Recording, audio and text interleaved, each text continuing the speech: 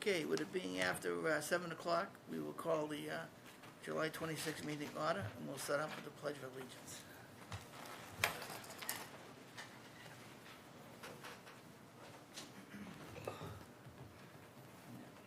I pledge allegiance To the flag of the United States of America, and to the republic for which it stands, one nation, under God, indivisible, with liberty and justice for all.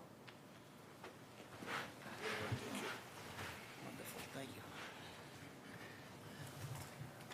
All right, we'll start off with the approval of minutes. Mr. Chairman, I move the minutes from April 10th, June 14th, and June 28th. Second. All those in favor say aye. Aye. Opposed, and that's unanimous. COC 242-1313, requested to continue to August 9th. So moved. Second. All those in favor say aye. Aye. Opposed, and that's unanimous. Next one is 242-1849, 102 Penny Lane.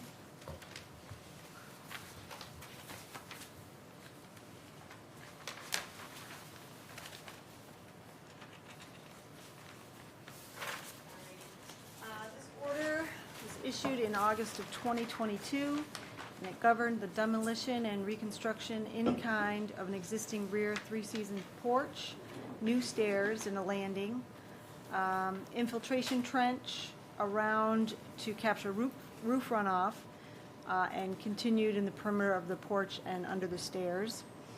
A concrete slab was installed below the existing three-season porch. There was an area of the wetland that had been historically mowed, and this was replanted with native shrubs, and these plants are doing very well. I think they've been in the ground for about a year and a half or so.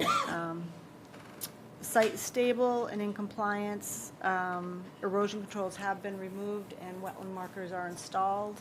They're shown on the as-built, and the front portico was installed as well, but that was, further out of the buffer, or in the buffer, but further away from the wetland on the front of the house.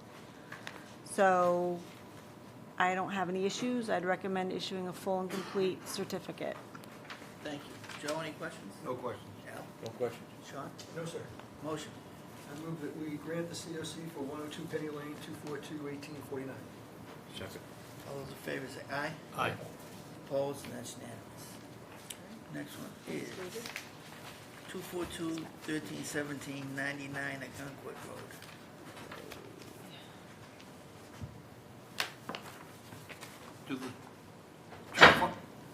Do the two separate file numbers stand alone, or are they composite work? Well, they sort of blended together, so let me just, Wait, Pull the up the recommendations are issue a full and complete COC. So For I think both. So I think we should be able to hear both of them. Okay, Yeah. I was hoping, thank you. Fire away, Amy. all right. John Moran, the engineer, is here this evening. So these two orders related to 99 Ogunquit, Lot 5. The first, 242-1317, governed the construction of the house with associated pertinences within the 100-foot buffer zone to BVW, but just outside the 200-foot riverfront area to Mosquito Brook. A CR was required to encumber the lots 1 through 6. That has been recorded. Condition number 72 talks about an area for long-term, post-construction snow stockpiling, which doesn't really make any sense anymore. And I think the front right side of the yard makes most sense for excess snow storage. It was originally proposed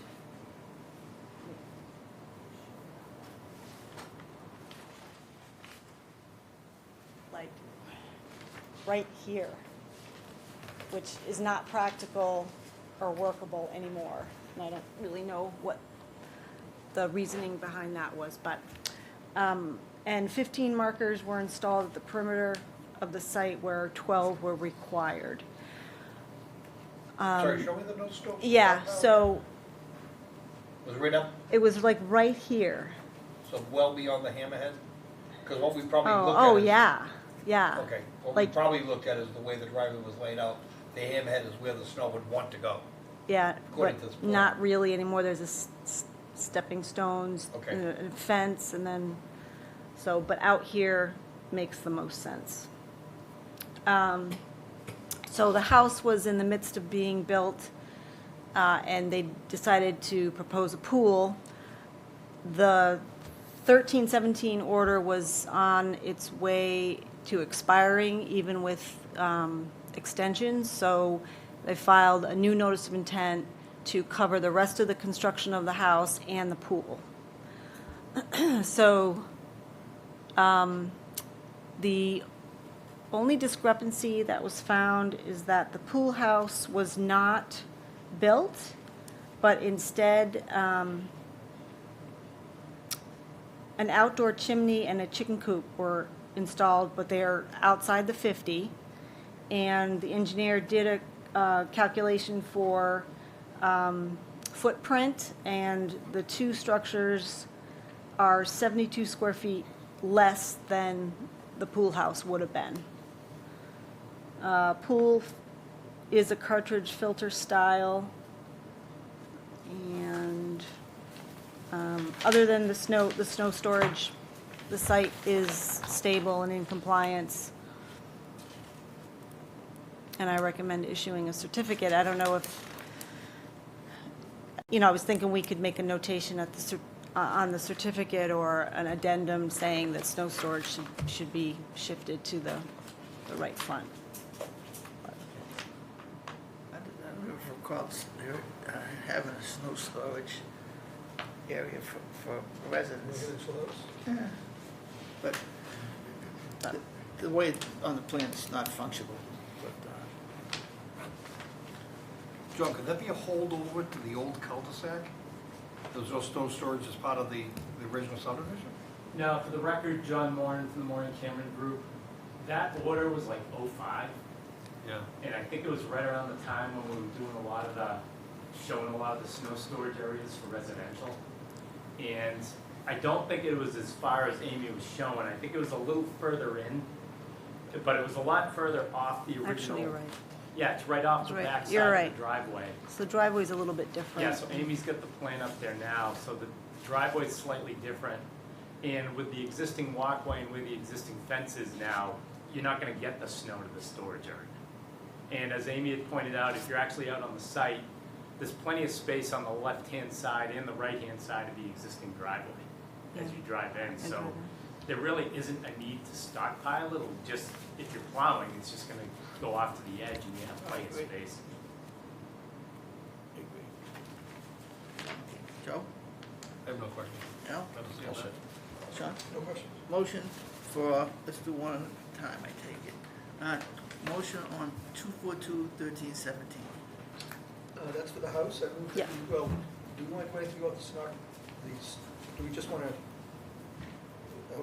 are we going to incorporate that in our certificate of compliance and all that we're getting rid of? Can we do them together?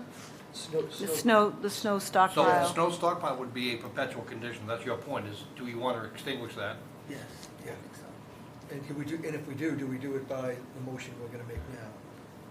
Because this one is for the house, and I would imagine this goes to the house and not the pool. Right.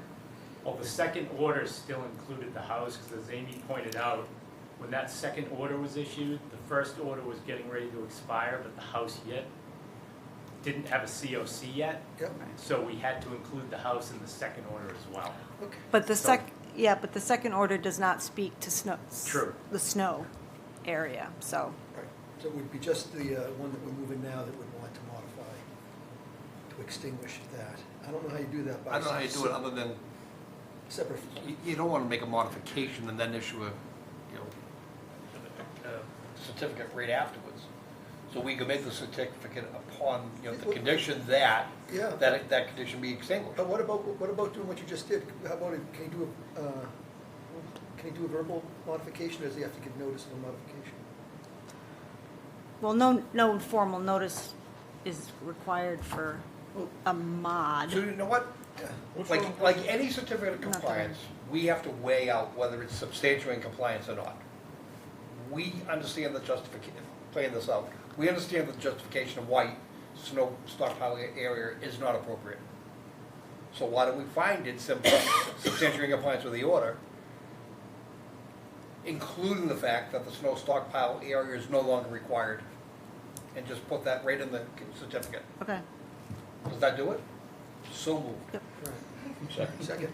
All those in favor say aye. Aye. Opposed, and that's unanimous. So we have to do a motion on 242-1474. I move that we grant a certificate of compliance for it. Second.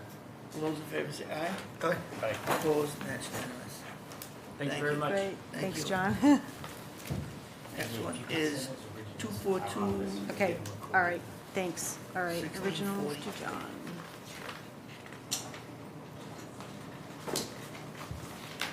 Have a good night. See you, John. Take care. I have a question. Amy, you have it under, is it COC and notice of intent? Are they both the same? No, They're not, okay. so 242-1643 is an old order issued in 2015 that governed a new septic system, but that work was never undertaken. So it's an old expired order that was never acted upon. So we just want to clean that up. They had submitted a new NOI. We had one hearing on it. They still have Board of Health review. So the commission said, come back and get this old order cleaned up. This is housekeeping. It is, So do you want us to move it? yeah. Can I do that, sir? Sure. Do it. I move that we grant the COC for 242-1643, 674 Turnpike Street. Second. All those in favor say aye. Opposed, and that's unanimous. I see. What I wanted to ask you, What? I know that they're continuing. Did we ever find out if there's sewer on 114? There is sewer in 114, but it's on the opposite lane from them. And I talked to the health director, and he said that it's not required that they connect, and they have to do a cost-benefit analysis between a new system and trying to go through 114 to connect Did you to, say the new health director? no, the The health. health director, right. I thought, I thought Title V required you to connect if public sewer was available. Yeah. This is all news to me. Well, no, I thought so too. So, they're continuing that other request, that other, It's Yes, continuing. yeah, I'm just- so we can look at that one before we act on it. I thought if public have sewer to. was available, you had to connect to it. Title V was null and void. Yes. I asked her about it today. Now, what constitutes availability? Maybe this benefit cost ratio. I've never heard anything of that nature before. I that's, suppose if it's right in front of your house and it's a mile away, because your house is a mile in the woods. yeah. Is it really available? That would make sense, but the fact that it's just simply across the street, I'd really want to know more about that, because I just can't imagine how this can be a Title V project. Yeah, I agree. Okay, and plus, when you see the plan at some point, you'll see it's not in a good spot. Anyway, that's later part of the That's for agenda. later part. It's a later agenda. But I just figured I Later. wanted to run it by you guys because I'd like to see, have Amy research that. Okay, I can do that. All right. Small project, NACC 309, 25 Cranberry Lane. All right.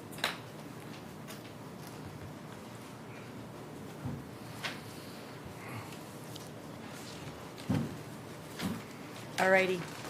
All right, this is coming in under Category B, which is in-kind replacement of decks regardless of size. They are replacing the deck boards, railings, stair framing. The stairs are 53 feet from the wetland at its closest point. This deck is original with the house. Footings are under the deck, seem to be in good shape, but they do have to inspect them with the building inspector, and they will replace it if necessary. But the footing at the bottom of the stairs appears to be substandard and will most likely need to be replaced. So that we know will be, the ground disturbance for sure. The dumpster will be installed in the driveway, and the project contractor's here, and I believe the homeowner? Yes. Yes. So if you have questions for them, but otherwise, I suggest that you find this to qualify as Category B, and then approve the project with conditions that require a pre-construction site inspection to inspect 8-inch straw wattle erosion control install, and then contractor to inform the staff if the deck footings need replacement, and if so, all excess soils be taken off site, and then a post-construction site inspection to verify compliance.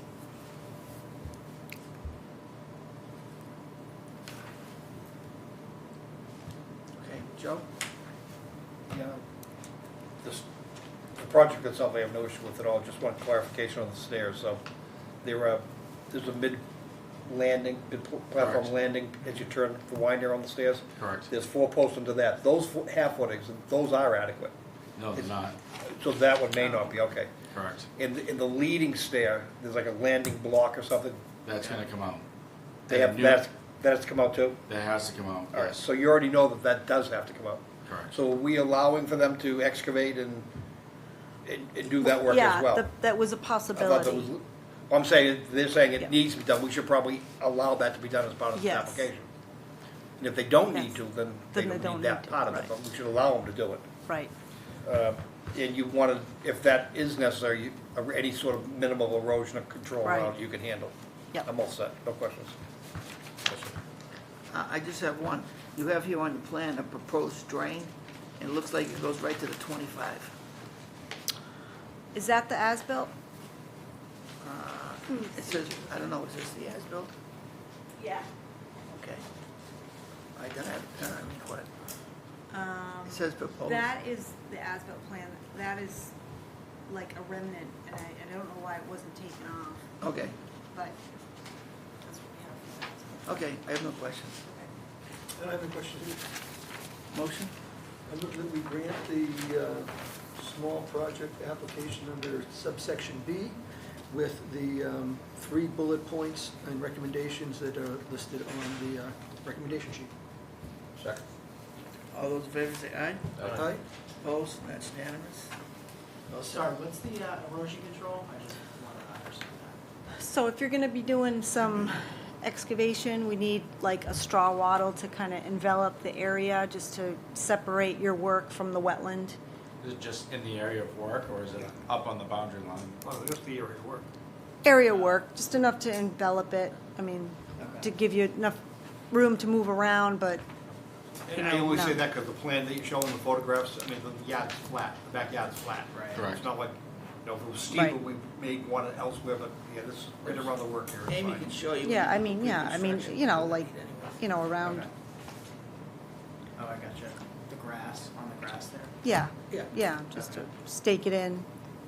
And just one quick question, if this project got more involved, for some reason we found rot repair behind anything, do we have to come back to the board for a new building, on the building permit? How does that work? So do you mean like on the If we were just to open siding up- and stuff, like Correct. where up it meets the top. house? We just want to make sure. We hope we don't find it. Moving on time, but I just want to know my course of action. So is- Yeah. what was your question? I missed it. So we're going to be replacing the decking and the railings on the main deck, Yeah, but if we open that up and find any type of rot damage that's maybe near that. in the house framing. Correct, and we have to, is that going to be a problem with That's that? all, That's all, no. Just Yeah, wanted to it clarify doesn't that. change the footprint of the, No, it doesn't, So- but yeah, I just wanted to make sure, I Yeah. don't. no, We're thank, good. oh, good to ask, thank you. Like you said, the only thing, like you say, rip it down. If you have to rip the whole thing down, it has to be an in-kind replacement. Yes. Yeah, Yes. yeah, Same- It has to be the You same can't- size, same size. Absolutely. or smaller. Exactly the same, yeah. Okay. That's the plan. You're all set. All right. Thank you. Thank you for coming. Al, do you have a son also, Al, I do, married to Lillian? yes. Interned with him about 20 years ago when I was working at law school. but- Oh, yeah, no kidding. You look Yeah, younger my than the bad. son. John Russo. Thank you. All right. Not safe anywhere. None of us are. NOIs, 242-1858, request to continue till August 23rd. So moved. Second. All those in favor say aye. Aye. Opposed, that's unanimous. I have one question on that one. Otherwise, that could wait for another day.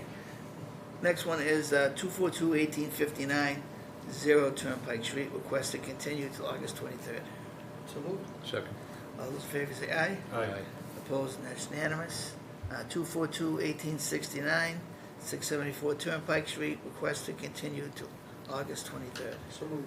Second. All those in favor say aye. Aye. Opposed, and that's unanimous. 242-1870, 175 Olympic Lane.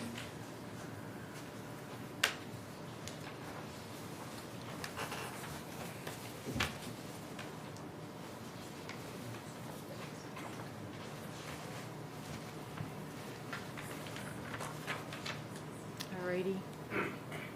So, Commission will recall having a hearing at the last meeting, and we didn't have a DEP file number at the time.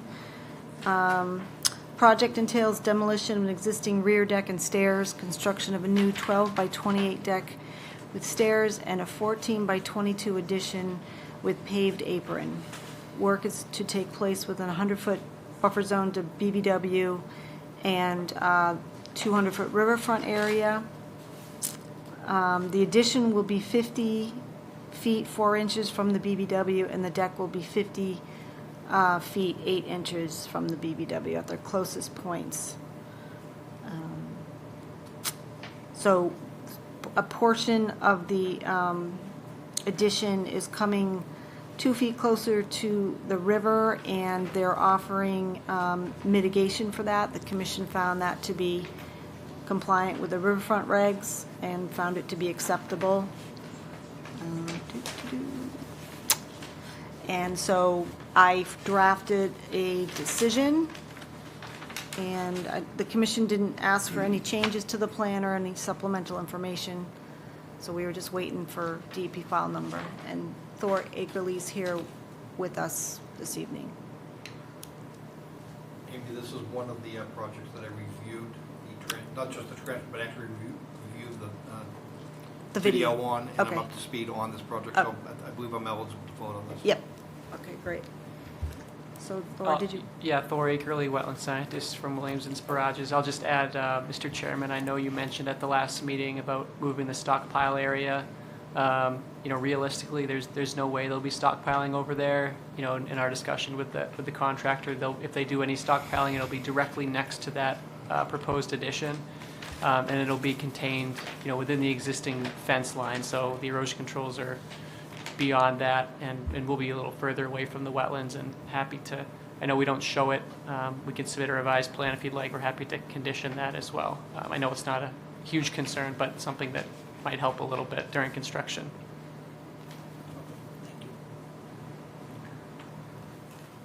Any questions, Joe? No questions. Hal? No question. John? No, sir. I don't think there's anyone from the public that has any comments. Are there anybody that are interested in this No. project? No? Okay. Motion? I move we close the hearing for 242-1870 and issue a decision. Second. All those in favor say aye. Aye. Opposed, and that's unanimous. Thank you. Thank you. Next one is no DP number 242, 95 Olympic Lane.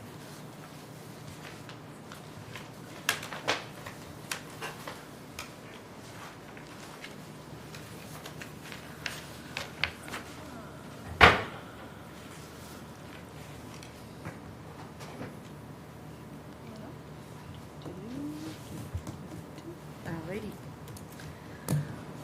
Okay.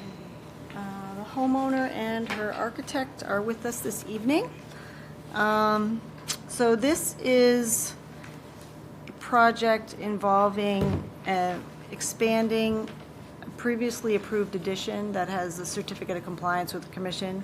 So they're going to be utilizing most of the existing footprint of a one-story garage that has a top deck and stairs, and to expand that footprint to maintain the garage bay, create a first floor 3-season room, and a second floor living space. construct a new deck and stairs off of the new three-season room, expand and square off the patios. It's not significant, just squaring off in some areas. Proposed foundation will be in a 4-foot frost wall cast in place. All work is outside of the 50-foot no-build zone and the 200-foot riverfront area associated with Boston Brook. A sliver of driveway pavement will be removed from the 50-foot, and the existing landscape wall, just to give you a feel, that is surrounding the fire pit is right at the 50, but that's not being touched. I inspected the wetland resource area delineations and found them to be accurate. Construction access is down the driveway. The dumpster will be stored in the driveway, and there are 2 stockpile areas shown on the plan. And Joe? Just so we don't run into trouble record-keeping wise, the renderings show a hot tub underneath the deck in the stairway, and the plan does not. So if you're looking to include the hot tub, it would be in jurisdictional area, so if you're looking to put it there, it's probably allowed, but you should show it on the plan.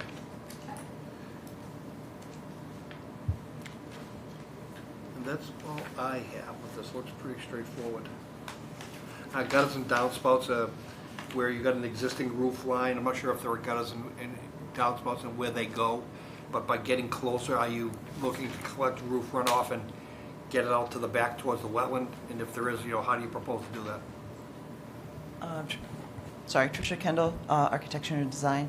Yeah, if we, excuse me, obviously we're not to the building permit stage, but if we need to take care of the new roof area for the water runoff, we could put in a dry well. I haven't looked into what is acceptable in North Andover, but I have done dry wells before to take care of that additional roof area. Is that typically what's done?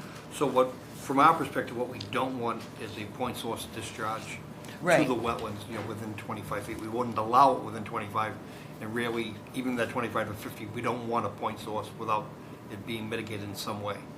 So if a dry well works, that's what I would like to see. I'm not sure my colleagues, but that's what I would like to see. And that would be for the new area of the addition, the new roof area that was being proposed. Yeah, what I'm looking at is everything that sheds front and back now will be shed front, and then the back's got the hip to it. It's really gonna probably come down driveway side. But at some point, you're gonna probably look to, so it's not dripping in front of the garage doors. You're probably gonna wanna collect that and then get it somewhere. So Right, my guess is it's gonna be in a downspout, so we probably wanna see what your intentions are on that.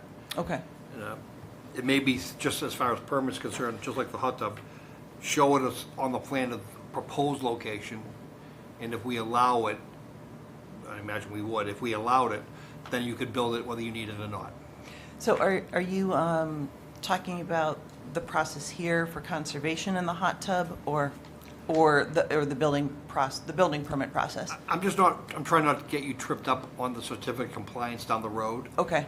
If the photographs show, the renderings show the hot tub, but if we went out there on an as-built and it's not on the original plan and suddenly shows up being there, and your intent was for it to always be there, it's just easier to show it on the plan now. Right, there is an intent for the hot tub to be there. We hadn't kind of nailed down an exact location yet, I guess, but in that area. So those are the two things that I think that they could get tripped up on, but I think if we do this ahead of time, we'll make the path smoother. Well, we're assuming they're staying out of the 50, right? I think they are, right? You're not- Yes. You're not Yeah, looking for any they- waivers. Yeah, they are. So just as Joe suggested, the dry well is a good idea. If you can't make a dry well work and you have to daylight, it's got to stay out of the 25. Yep. But it's better than dry well's better than daylight. Yeah, I think they have it now, when they redid it, it goes down under the driveway and out, like, to the side. Yeah. So if you're able to tie into that existing structure, that's your best bet. Yeah. Just kind of show, good. I'm good, thank you. Sean? No questions. Okay, we can't close it, so motion to continue. So moved. Well, I don't know if there's any public or abutters here. Any Is there neighbors? hearing? Any neighbors present that want to talk? No. Okay. None answer. Just want to make sure. All right. So we don't have a DEP file number. We have to continue. But at the next meeting, I'll have a draft decision ready, so we can close and issue at the same time. Thank you. Thanks. Motion? You already moved. You got it. All those in favor say aye. I didn't hear, she interjected, so I lost my thought. Yeah, I don't know if we So- actually voted, I know we moved. Yeah, we- I don't think- Someone Okay, moved sorry. something. So, yeah, so. You're way ahead of me. I'm behind. We're all in favor, right? We are. All right. All right, That's to the 9th of August. okay, next. We're at 47, 47 Morning Lane. I believe. Yes, we are. Okay. Let's not get mired in the mud on this one. No need to. I guess I'll just pull up. So you guys have full-size copies of the restoration plan? The restoration plan? Full-size? Yep. Alrighty.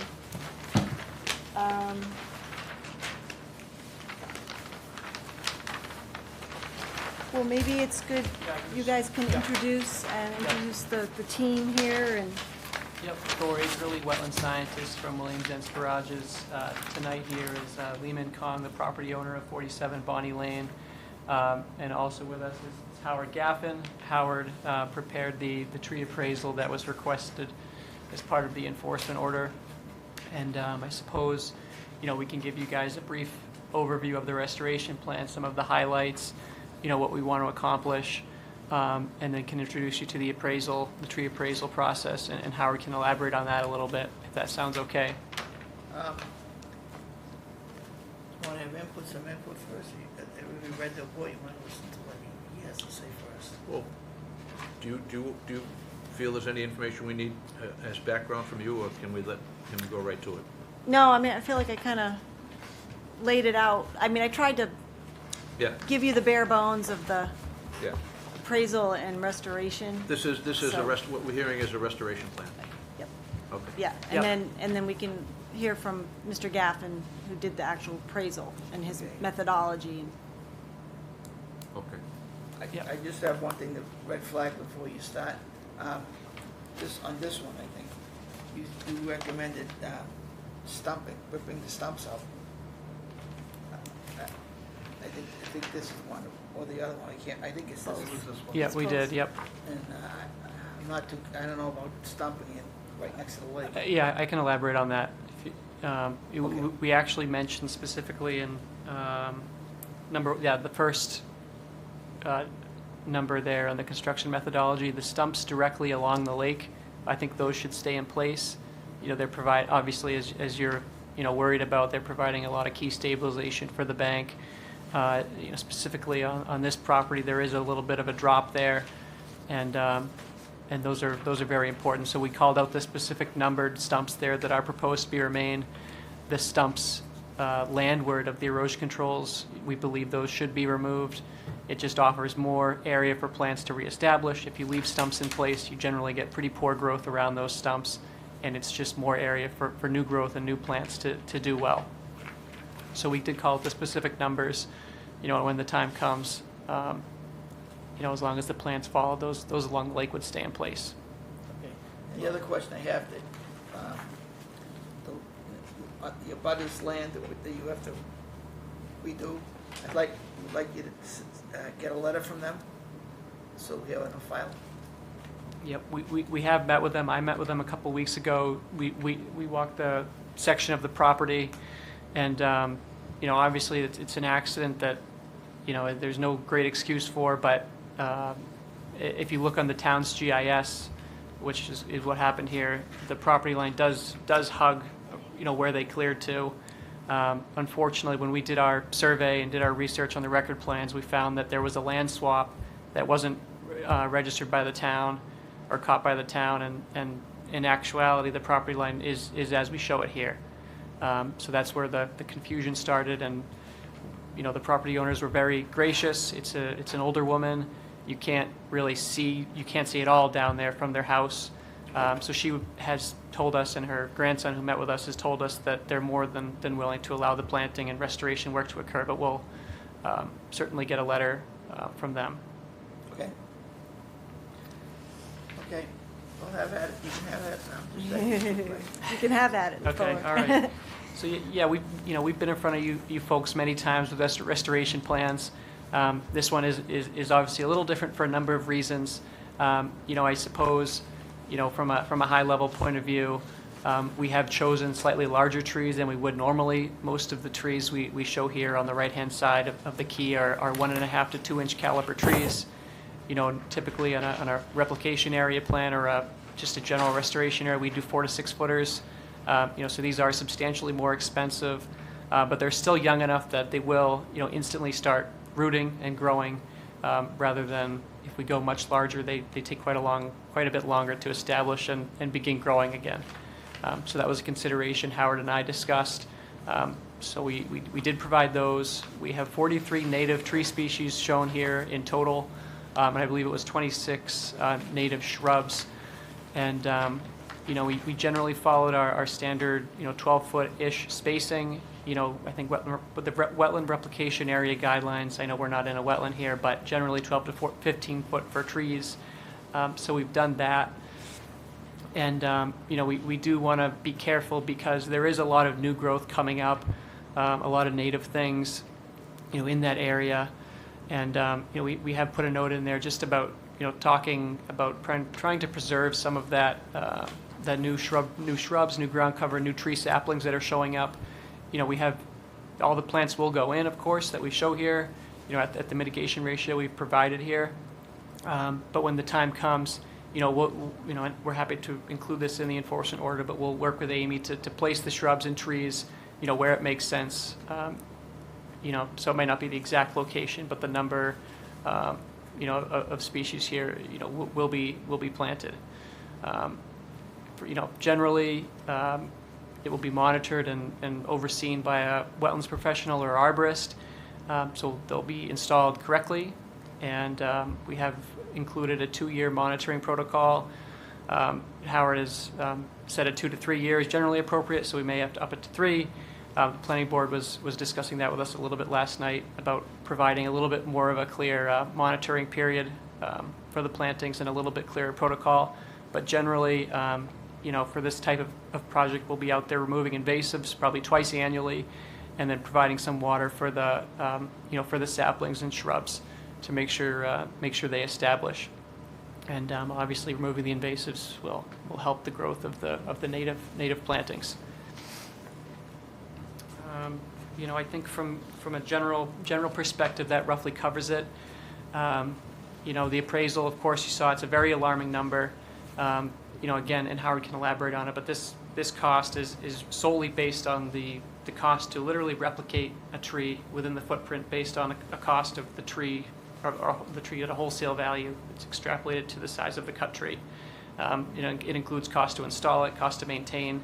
So, I know we're trying to get an idea of the value lost here, but in actuality, it's pretty tough to do so because the values here that the trees provided aren't really easy to put a monetary value on. But of course, the number does give you an idea of what the cost to literally replicate the tree would be, and Howard can explain it a little more eloquently than I can. But yeah, I think that highlights it from a high-level perspective. We do plan to submit, again, a little bit clearer maintenance protocol for the restoration work to the planning board and, of course, the commission.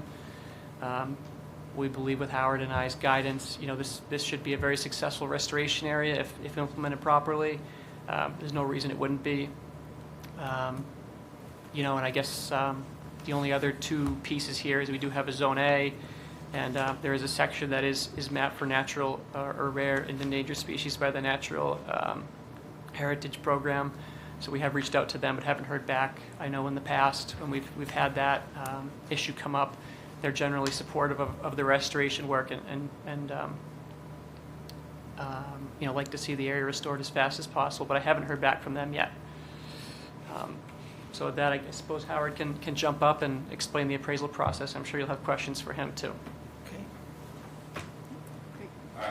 Good evening, folks. So I don't know if you've read it or not. I mean, I can just take questions if you'd like, or I can give you a quick synopsis of how I arrived at those numbers, whatever you prefer. I think a synopsis would be great. Okay. Yeah, because this is the first time we've kind of Understood. done anything like this. So when you're doing, first off, the publication I use to base this on is called the Guide for Plant Appraisal. It's in its 10th edition. It's a conglomeration of professional organizations. It's not really a hard and fast rules, but it is a standard that most of us go by as appraisers. So in your, I forget what you would call it, but the information you gave me as far as the scope of the work as how to appraise this was a one-to-one appraisal. In other words, you wanted to replicate the tree that was removed in size. So the way that is done is called the trunk formula method. And I think Thor touched on it a little bit. Basically, you find out the most commonly available tree at nurseries, the most commonly available size, hopefully of the same species that was removed. Once you find that, you say it's a 2-inch caliper tree or a 3-inch caliper tree. From there, you determine what the cross-section area is of that tree. And that is, the formula would be 3 by 3 by 0.785. So just for ease, let's say that 2 or 3-inch caliper tree had 10 square inches of surface area. The tree cost $100. $100 divided by 10, each unit, each square inch is $10. So you take that $10, that's going to be your basic unit price, and you extrapolate. You measure the subject trees at a DBH, which is diameter at breast height, about 4.5 feet. And from that, you again extrapolate, you get how many square inches of surface area is in that section of tree. So say you get 100 square inches of surface area times $10 per unit cost, then you would get a $1,000 tree. So that's how you start with the basic cost of the tree. That's the perfect tree in the perfect spot. From that perspective, after that, you go into some deductions, of which there are 3 categories. The first category is for condition of the tree. What is its form? What is its structure? What is its health? Is it dying back? The second category is called functional limitations, and basically that is what physical properties are there that could keep this tree from reaching its potential. Is there a house nearby? Is there a small root area? Is there a driveway? Is there a utility overhead? The third category for deductions is called external limitations.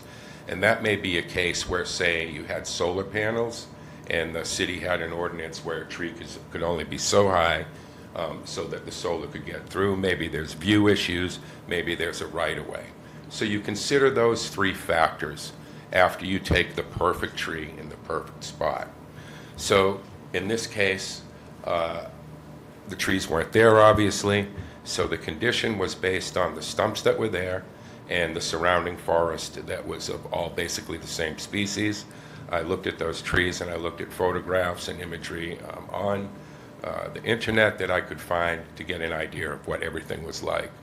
The forest in general there is very healthy. There's not a lot of native, there's mostly native species, not a lot of invasives.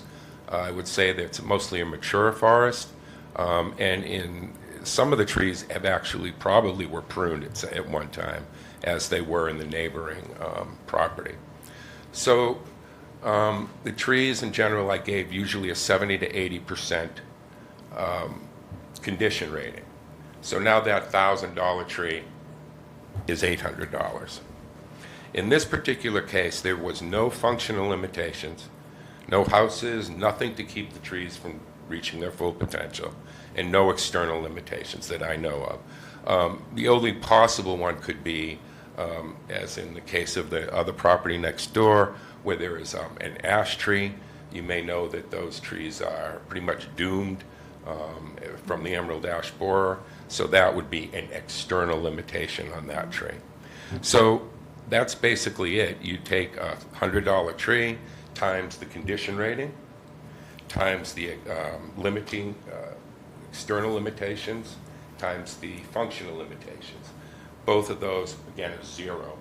So that what makes these numbers particularly high.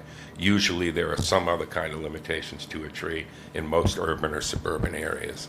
But there you have it. So if there's any questions, glad to answer. Thank you. Joe? That's helpful. That's exactly the methodology that I'm accustomed to hearing, and I'm glad that that's what you follow, so at least we're not arguing on that front, at least from me anyway. Well done. I We're have discussing, we're not arguing. Yeah. no, All right. no questions. Well All done. right, very good, thank you. No questions here. I'd just like to say the report was excellent. Thank you. It was a good reading, you know. I'm glad you enjoyed the reading. I did, I really did. Yeah. I learned a lot. All right, thank you. Thank you. Appreciate it.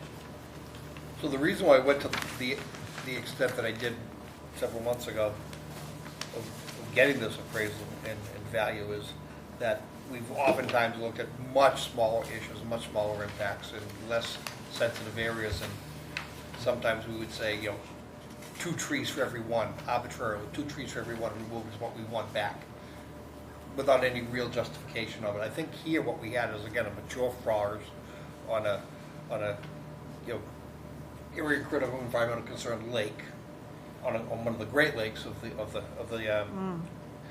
Commonwealth. Our water supply is very different. So is it realistic to say, for every tree, give me 2, give me 3, give me 4, when in reality, you know, you're not going to ever get back what you had? So I was trying to understand, what are those boundaries? What did the community lose by the protection of that? So that's what I wanted to get a handle on. And then from there, the second step was, so what would they do with restoration where you guys came in? And this is what you're proposing. And what I'm noticing here, and I guess if are we going to the next step, or are we still talking just the appraisal? Because what I'm looking at here is looking at the catalog of the trees that were removed, of the inventory of the trees that were lost, as compared to the species and selection. There's not a balanced mix. What was lost first? There may be a logic for that.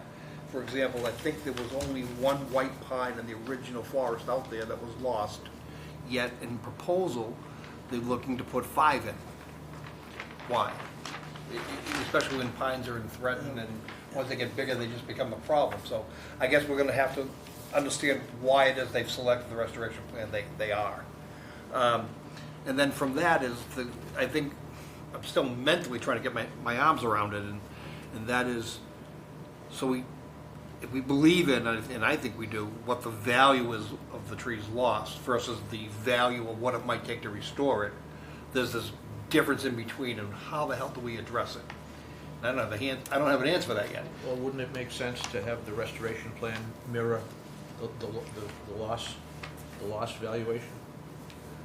I don't think you can, what was it, $96,000? It's not possible. It's impossible to plan. I'm talking species-wise. Oh, In other words, if we only lost 1 white pine, why do we need 5? And I think that's what I'm saying, so maybe we probably just want to go to the restoration piece now. Yeah, we And can- understand it, because then beyond that, we can discuss differences. Yeah, Because I guess from a layman's perspective, what I would be looking for is to replace in specie anyway what was taken in a par for par basis. So we actually did do that, but we did more trees than what was cut. So Okay. we did throw in a few extra pines. Those were the least prevalent on the restoration plan. Yeah. We have more red maples, more red oaks, more of the gray birch. We have 43 trees for 27 live trees that were cut. So we had to include some extras, but generally the what was cut was replaced, and then some for each of the main species out there. Okay. All set. Okay. Yeah, I don't have any questions. Just if you have the badges, the emblems along, we should have them put emblems along the Markers. markers, yeah. There's a- at least along the 25, I would think. There's a So- pretty clear existing edge of lawn. You know, technically, I think it's like a 250-foot no disturb zone Yeah. for planning. You know, but obviously these lots were developed before then, but I think along the edge of lawn, which I believe is around the 50, might make sense. But Well, Yeah, we one wouldn't more. want to confuse, if there's a 250-foot no disturb zone, and we put monuments at 50, we're telling you that 200 doesn't matter. So if we're going to monument, we got to monument exactly, or don't bother. right, and the 250 is in the front of the house. Right, right. Oh, okay. Gotcha, I understand. Okay. No questions? Okay. So I have a couple questions, just in terms of, I think the planning board, you know, appreciated the report that they received, pretty much the same report we're receiving last night. They did want some more information on, like, more detail on long-term O&M and protocol for probably prepping the site to get it ready for planting, and I guess I need to understand a little bit better as to what you mean by removing the stumps. I don't know what that I means was just exactly. gonna go there Can I next. address that just for a second? Yeah, Okay. yeah, They're not going to come in with an excavator and pull the stumps, okay? What I would propose that you use is a small stump grinder that's self-propelled, and there's plenty of them that are plenty small and plenty powerful. We don't need to go to China. You just want to get that thing below grade, maybe 6, 8 inches, and you can just spread that material around the area. Self-mulching. Self-mulching. Well, Okay? the way So the, that- it- kind of threw it away, but it did say stump removal, so I, Yeah, I understand, should have been specified stump grinding. grinding. Grinding. Yeah, Grinding, yeah, okay. Yeah, so it won't make a big mess. That's the whole point, is to not disturb a lot of, like Thor said, there's a lot of stuff coming up already that's gonna outdo anything you plant, so you don't wanna disturb that. All right, so revise note 1 to reflect what was just said. Because it's contrary to what was just said. Yeah, that's my mistake. I misunderstood something. It's referring, says C stumps 1 through 13, and I was able to look across the shoreline, as you put generally, to see where those were, but I'm not seeing is where stump 3 and 4 is. Is it in a location where another tree has gone over it and simply not shown? yeah. So those Fallen tree. were mistakes. Our surveyors located them, but they were not actually trees there. There was a little bit of an error, or they may have been the dead ones. I can't fully recall. There were 3 live trees There that were- were served. Right. Are those the numbers? There may have been. Yeah, I think there were Oh. 3 that Howard didn't locate based on our I plan. think in your Well, they were report. live. Oh, yeah. So I think they located those are 3 live trees right along the shoreline. And I think the Yeah, numbers you have were it. Yeah. 3 somewhere in there. Yes. 4. So That's- let's Actually, you're clarify right. which stumps are being, Yep. with I some see it. clarifying note either in the plan or in this note itself. Yeah. Of which ones we're talking about. Yeah. Yeah, Now, I understand, again, even more so now that you're using a stump grinder. When we're grinding only those along, or we're not grinding those along the lake? Not No. along Those are the ones we're not Those- grinding. so anything on the lake side of the erosion control? Yeah, it is everything 1 through 13. We just don't have a 3 and 4, I believe. Because those were live trees that the surveyors located and we didn't plot up correctly. What's the season that's best for tree planting? I would say fall. Fall? Yeah. I mean, spring is good too, but the problem is, planting the trees is not going to be difficult. The thing that always the ball gets dropped is the maintenance afterwards. That's where you really got to keep on going.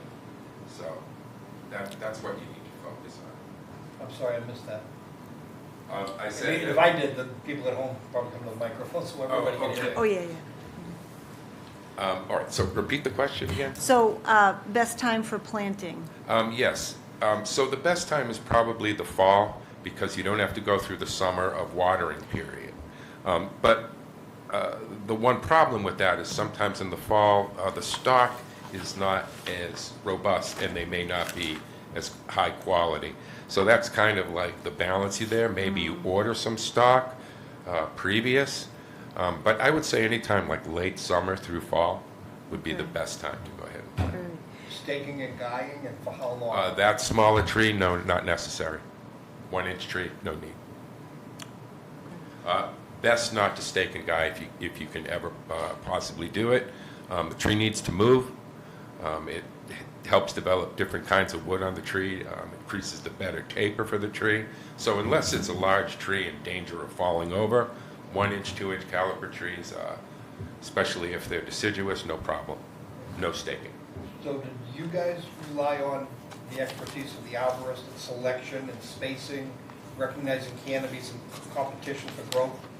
This is a conglomeration of expertise. We did collaborate, you know, but I guess for some of the, Collaboration, not conglomeration. yeah. It's conglomerate. Whatever you want. Yeah, but, you know, but generally for one like this, where we have an open site, you know, we do what we usually do and follow general spacing guidelines, you know, that we've seen successful before, and we made sure Howard reviewed the plan prior to the meeting, and, you know, he was generally happy with what we proposed and kept the species similar, and, so. Well, originally in the narrative, you said that there was gonna be a wetland scientist and a arborist there when the replication was being done. Sorry, could you repeat that? In the beginning of your narrative, you said that there was gonna be an arborist and a wetland scientist there on site when this was happening. Yeah, I mentioned that the planting should probably occur, or should occur, with the supervision of one of us at least, if not both, and, you know, we'll space everything out and make sure, you know, I said as part of the EO, it can be revised to make sure everyone's satisfied with the spacing, you know, to make sure that the new growth is being somewhat protected and we're being smart about where everything's going, and that it makes sense. I assume that would have been one of our requirements, that for purpose of planting, to have some supervision, some grown-ups in charge. Yeah. I mean, that, yes. I don't that- think it recognizes age as being a factor. Competent person. Sometimes you guys get my jokes, sometimes you don't. No. Well, like I said, I do the mean, best I can, sometimes they laugh, so. I'm not trying to help this gentleman get some work, but he's been he's on the site, knows the trees, he knows where to go. Why wouldn't you continue to retain him? I would agree, why wouldn't you? I'm difficult to work with. You're difficult to work with, I can tell. Just keep your distance, you'll be okay. So we get beyond Did you planting acknowledge them, that? how do we, Is that how do something we we- monitor, measure, and report success? Well, right. So I wanted to kind And of. how frequently? I wanted to get into sort of Howard's recommendations on aftercare, visits, arborist monitoring. So on page 18 at the bottom, so stump grinding, removal of debris, provide suitable material and fill remaining stump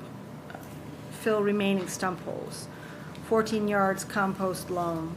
So I did have a question about where do you source your compost and loam? And, because we're always worried about the Asian jumping worm. Right, and I got them Invading. in my house and they're nasty.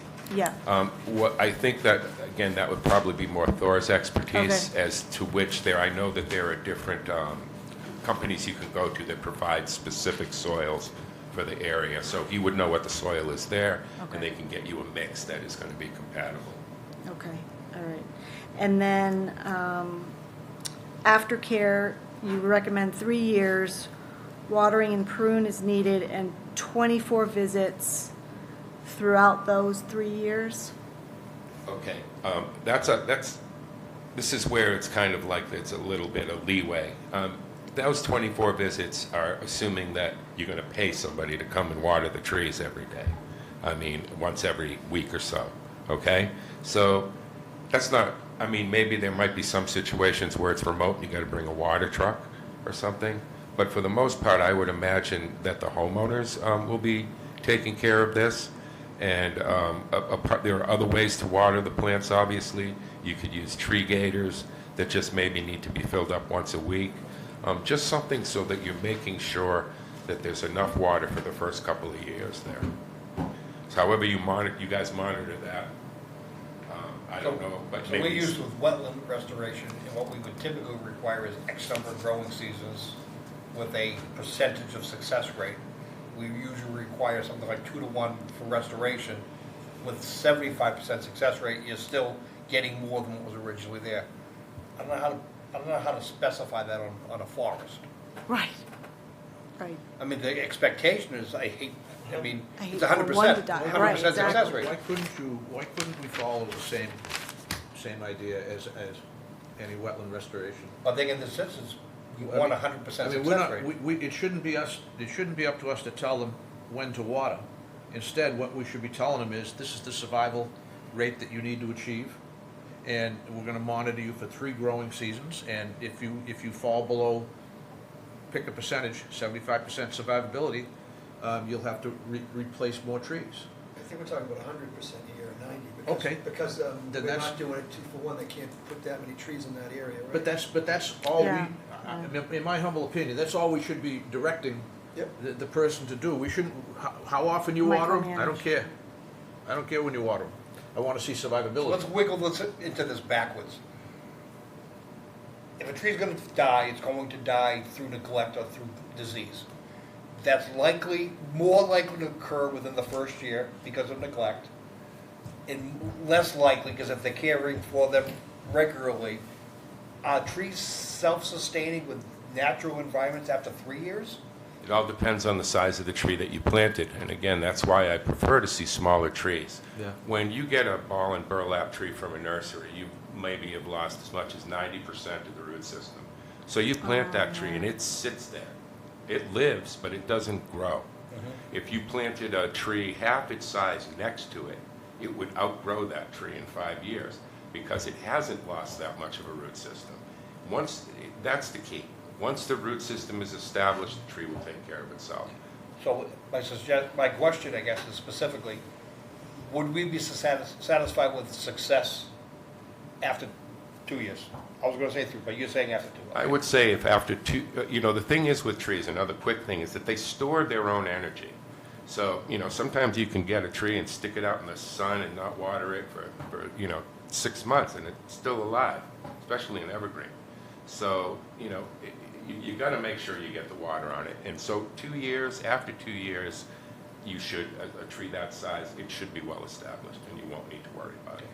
So I think we should be wrestling with a criteria that would be inspected twice a year, and any tree showing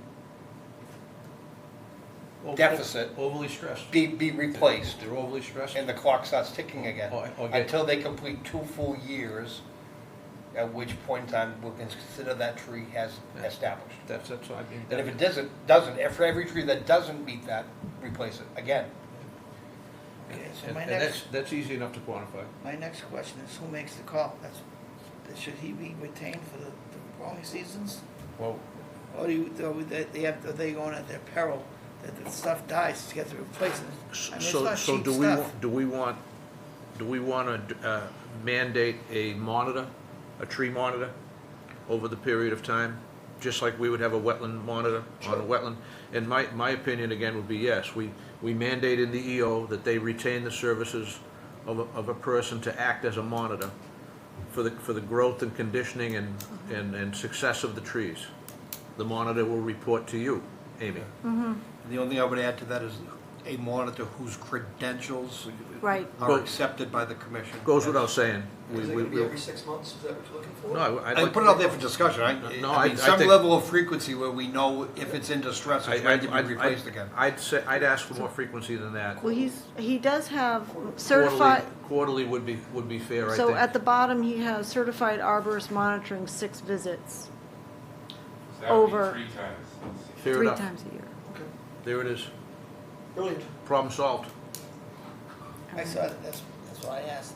That's why I asked I you, would- Thor, I would incorporate that. if this is the guy you're gonna use, Yeah. because his report was very thorough and he had it pretty much under control.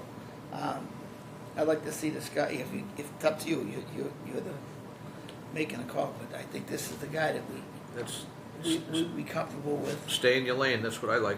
and keep it simple. Keep it simple and stay in your lane. So there's a difference, though, between your monitoring and routine care and maintenance or pruning or whatever. So that's a different I don't think we should entity. ma- I don't think right. that- We shouldn't Well, I mandate think that, they Andy. address We that should- by saying, you know, they don't care. If the tree's alive, We it's shouldn't be. good. If it's not, you gotta do something about it. We shouldn't be mandating routine care, pruning, or whatever. We're saying survivability. Okay, If you I don't care gotcha. for the tree and the tree dies, Yeah, then you're you gotta replacing, replace it. you're All right, replacing I the tree. gotcha. He's monitoring, but he's not working for us, he's Oh. working for them. If he says a tree's dying, you better fix it. Exactly. The monitor Okay. tells the applicant, that tree looks Okay. bad, you better do something with that tree right there. What we tell them is, you need to meet the Survivability. survivability. How you get there, it's your road to travel. Okay, Now, remember, I mean, this is an NOI, I mean, in the end, this is certificate of compliance that's likely, it's an enforcement order. isn't this ultimately coming in as an NOI to work with? I think it Well- ultimately is an NOI, I mean, it's activity. Okay. Yeah, It could be, I think this is a filing as an NOI, it gets recorded, I guess the enforcement order Okay. does too. Well, it's up to you guys. I- Offline. but to get the ball rolling, this is what we're looking for. And who's out there pruning or watering? Okay. Doesn't matter. All right, Doesn't matter at all. Okay. I agree. so are you guys envisioning, I'd like a little time to, if we are going to issue an amended enforcement order. We should amend the EO right now to incorporate a Well, lot of this. I'd like a little time to draft it. I Sure. don't feel comfortable just scribbling stuff down tonight. I I'd couldn't rather, agree- I couldn't agree more. Okay. And how much time do you want? 4 weeks? well, for the next meeting, I think I could probably do that. I mean, don't, give yourself time, because Yeah. it's an important enforcement order. Right, Thor's put a lot of time into it, everybody's done a lot of work. right. We don't have to rush it at this point. So,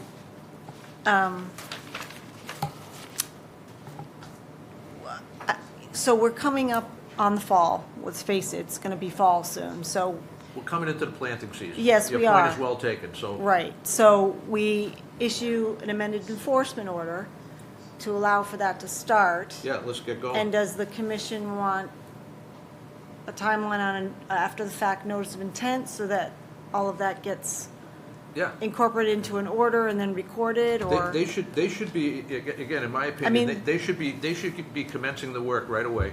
They want to start grinding stumps and preparing the site for planting. That should be happening right away. It's almost August. And, Yep. you know, the planting season that I just heard recommended was late summer, early fall, so we're almost there. No, I know. So I wouldn't make them wait No, I'm not 4 saying weeks, that. 6 week, 8. No, I would not. I'd say, No, start, get going, under the care and direction of these guys. the parties. So we're comfortable. I want to be careful with this timing too. I don't want to tie their hands or affect survivability by the angst at which we want to get the stuff started now. I completely agree. I mean, in the public works realm, when I'm doing street trees, I can go out there and I can have a plan in place. My fiscal year doesn't start till July 1. By the time I get a planting plan in place, I am literally dealing with stock that's been sitting in a yard, balled, and maybe not necessarily cared for all summer long. Where if I simply waited to do that project in the spring, I'm dealing with freshly dug, freshly balled roots that are likely to survive, and just, so I think telling them to get started now may be a little, short-sighted. They could start grinding. Other things, but not, They could start preparing the site. but I wouldn't let the fall growing season be a huge factor this season. If they had some healthy trees that were ready to go in, I wouldn't stop them. They don't have to do Well, I all know, the it trees. And doesn't- on the yeah, again, same it's if day. they don't survive, it's still not and they still have to just simply replace them. Right. They get, inadequate stock. We're not gonna tie them that you must plant by, But we don't know that there's October one. inadequate stock, do we? We haven't been told that, have we? Say that Tell you again? one thing, the irrigation of the yards is Just in happening this naturally. regard, so who's gonna actually inspect these trees before they go in the ground and make sure that they're in good condition versus their, the last Christmas trees, the day before Christmas? But that's the buyer, that's the buyer's job. Right. They're under an enforcement order, we're telling them to plant healthy Yeah, trees. no, I understand that, but I'm just saying, is that gentleman over there gonna do that for them? Is No, he so gonna I go keep in there going and- back and forth on this, and I keep coming back to Al. I don't care. They should get the most healthy trees selected by the appropriate person. let the buyer Put it in the beware. ground at the right time, because That's right. every single year, until after 2 years, those trees have to survive. If they don't, any one of them has to be replaced. I don't wanna get into the weeds. Doesn't matter on- how they did it. Yep. You know, we don't wanna be instructing or saying when to buy, how to buy, what to look for. I don't wanna know. I wanna see healthy trees per plan in the ground. By when, I guess. is the Well, that's what we're point. talking about now, Joe. And that's why, I don't think that setting a deadline of when to put them in the ground makes any sense. I think we want to say that we want to achieve 100% success Well, the tree- and give them 3 years. The tree guy says late summer, early fall. I'm saying, if we're doing 2-year success rate, to be guaranteed, likely guaranteed they're gonna survive, let's give them 3 years to issue that final report So from this wait date. till spring? Get them But in, I would, the main thing is someone going to take care of it? So, like I said, if they are, no problem, get them in the spring. As Joe says, you'll have a better selection. However, it may well be, talk to the nursery. Some of them, something like Bigelow, I mean, they have thousands of these. And an 1.5 inch tree, again, you have a much better chance at survival than any of the bigger ones. So, don't, like you say, don't pigeonhole it. No, we're not. No, exactly. Just say, hey, as soon as you find some trees you feel are appropriate and ready to go, then do it. Don't wait. But That's With a deadline. I would say that they should commence planting no later than Yep. June 30th next year. And that the completion of the 3-year period be, July 26th, 2026. We shall have a report on survivability. And those two deadlines, Well, they can work within those. I think you wanted 3 years from the date they went in the ground. What I'm saying, an absolute deadline encompasses that 2-year period. Because if we give them a 2-year survivability rate, and even if they're delayed by 9 months, they're still working within that same window. I think those plantings started no later than by July 1, either this fall or next spring. And that 2 years from then, which would be 2 years from next July, like I just said, 26, is when we want to see the survivability report that they're 100% So let's surviving. keep it simple so even I can understand it. We want to let them start whenever they want. Start planting whenever you want. But no later than. But no later than But no later than have the first phase of trees in by June. June 30th, Okay. 2024. Gotta keep it simple. Yep. We can't, Okay, because we don't keep it simple, they can't follow it and we can't enforce it. Okay. okay, You go so, with that? yeah, that's fine. Okay. And so you're Because talking. it's likely you're gonna be going out there. Right, so, so you're talking notice of intent, though, is there? No, I was.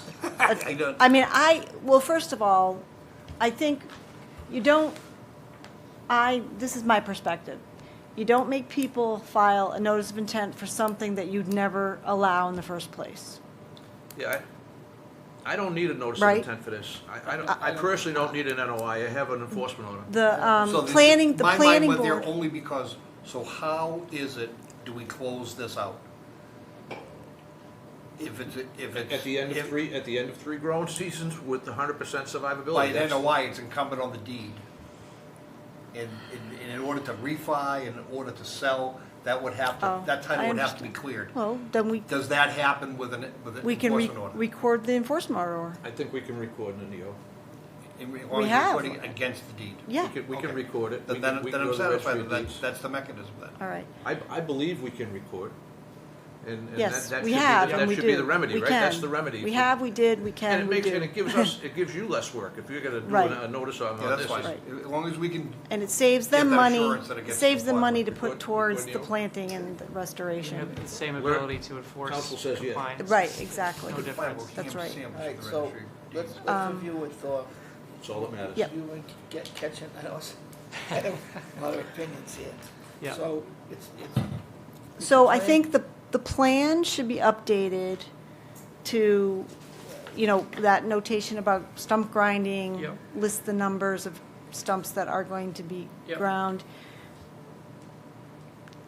I guess you guys don't really care about how they take care of their trees because we have a survivability, period. That's That's not what our- Do we're- what you that's gotta what we're do. mandating. That's So we not our don't job. need, okay, We're mandating All right. 100% survivability. All right. How you get there, that's your road to walk. okay. So, in review, so you know, you can start doing trees whenever you Well, want. let me draft the amended enforcement order so that you guys can vote on it next meeting. Okay. And then they can hit the ground running. The suggestion we're giving you is, step one should be the site preparation and grinding and preparation, getting everything ready so that when you have your trees, you don't have to, everything's ready to go. Yeah. You're ready to put them in. That would be the best step one you can Right. have. Because they can do that anytime. Right, As long Right, as they've got right. the area secured, get the grinder in there. yeah, okay. Does the revised enforcement order need to be issued to do that, or no? Well, can he start now? No, I think That's you what- that's should- what I think mean, you like, should could be they- able- I think they should be able to start now. Just on site prep, Site prep. on site prep only. But he can, We'll revise the EO to, is That everybody? Oh, so we starts can- now, or it starts now after the next meeting, when you actually, no, let's let them start.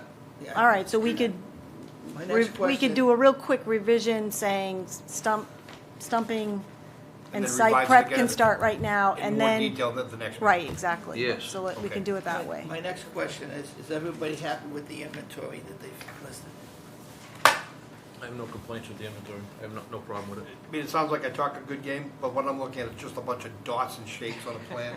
I'm relying on an arborist to say that that's the right selection, the right spacing, recognizing That's why the exposure to sun, the slopes, the Well, the soils. reason why, You've selected the right things. I mean, I just gotta believe it.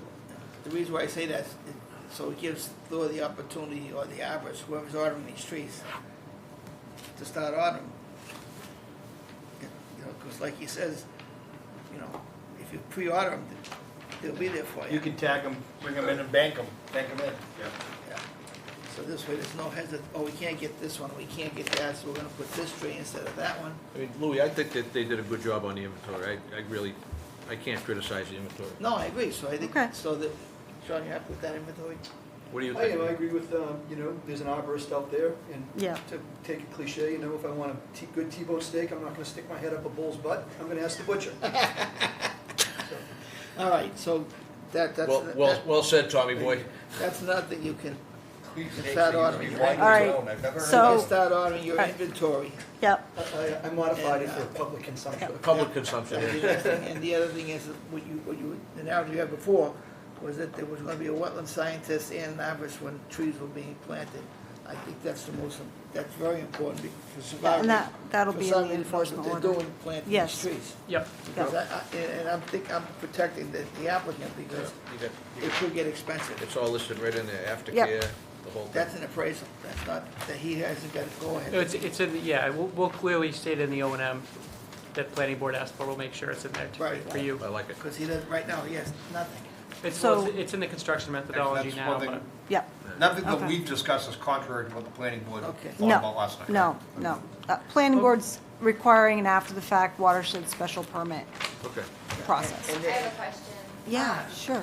So I know you guys talked about wanting to see which stumps specifically are going to be ground before approving it. So, but we're saying we can go ahead and start with the site prep, which includes stump grinding. So did you want to see the exact stumps that are going to be ground beforehand? That's a good Before point. they start. During the discussion, what was said was anything upgrading from where the erosion controls are. So you're okay with? And they were already there, correct? They were already there. Yes, they're there. So that line is established, and the methodology is a crawler stump grinder, and you're not, so long as we do that, even though the note hasn't been revised to that effect, is that the quick decision you want us to say tonight? the numbers are correct, it's just, we skipped over, like I said, the 3 and 4 were live trees that I think you know, Okay. it is all the number of trees, the stumps 1 through 13 on there are correct. And those are the only ones that They are will Stay. not, below the erosion control, not Correct. gradient. Correct. So if we simply were to say, we're going to allow stump grinding by a crawling machine, and that the chips remain in place, and that the ground disturbance be immediately stabilized, for everything upgrading of the erosion controls. That does it, doesn't it? Does that help? Yep. Yeah, Help I you? just wanted Okay. to make sure. What you're inspecting? yeah. So you want to make that your motion for the immediate did you write amended that down? I EO? seconded it. Okay, All those in favor say aye. Aye. Aye. Opposed, and that's unanimous. okay. So, All right, and I'll work on a more, well, that was on the stump grinding, Detailed. but I think, that's just on the stump grinding. but I It's like think we that. also want to allow the applicant to begin establishing on-site inventory, that the inventory be banked in, stabilized as necessary until such time as the final EO is issued, which allows you to start collecting inventory if the market's right. If you go out and find good stuff, okay. you can start bringing stuff in too. And keep that obviously all well above, you know, how far up do we want to just upgrading to the erosion controls, or do we want them, you know, upgrading of a particular point on site? Because you said if they What, do find bank? stuff, let them do it, right? That's the way I feel. I would. That's the way I feel. You know, if we're asking them to restore it, we should try to facilitate that.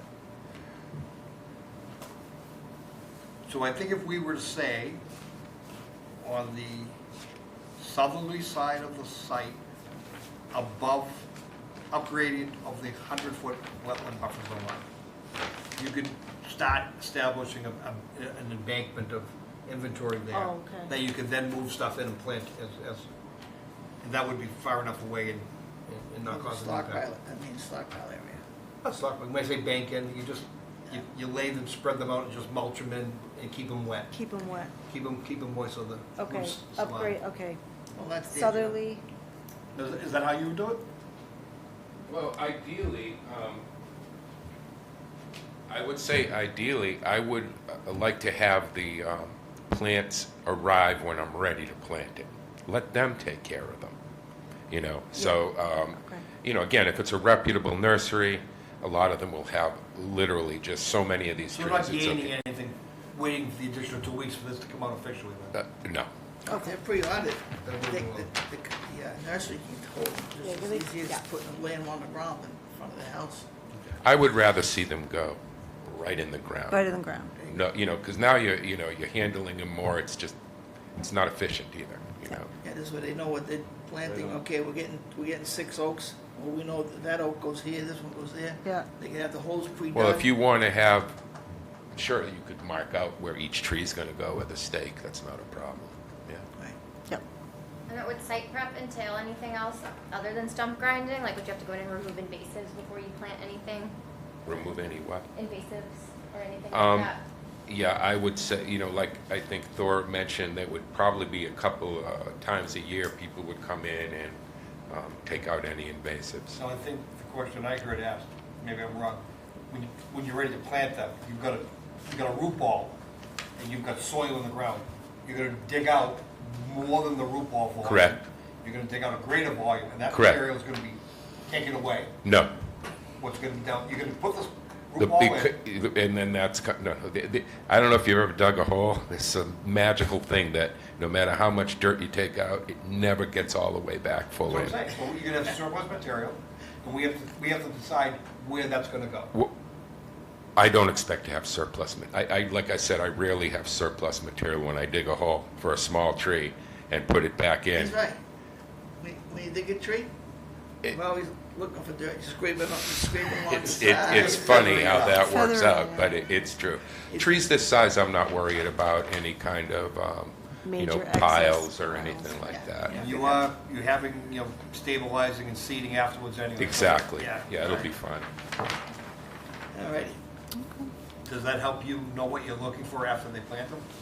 Yeah, I was just wondering if we can, if we're doing an immediate amended EO for the stump grinding to get done, if anything else needs to be included in that. Like if you're going in and getting the site ready for everything up to the trees going in, Right, right. or if it's just stump grinding. Yeah. Stump grinding, and those grindings aren't good to be put right back in the hole, so they should be spread around. Spread around. And whatever depression is left, you would be using with a soil type that is the same as what's there, and I know that would be their specialty.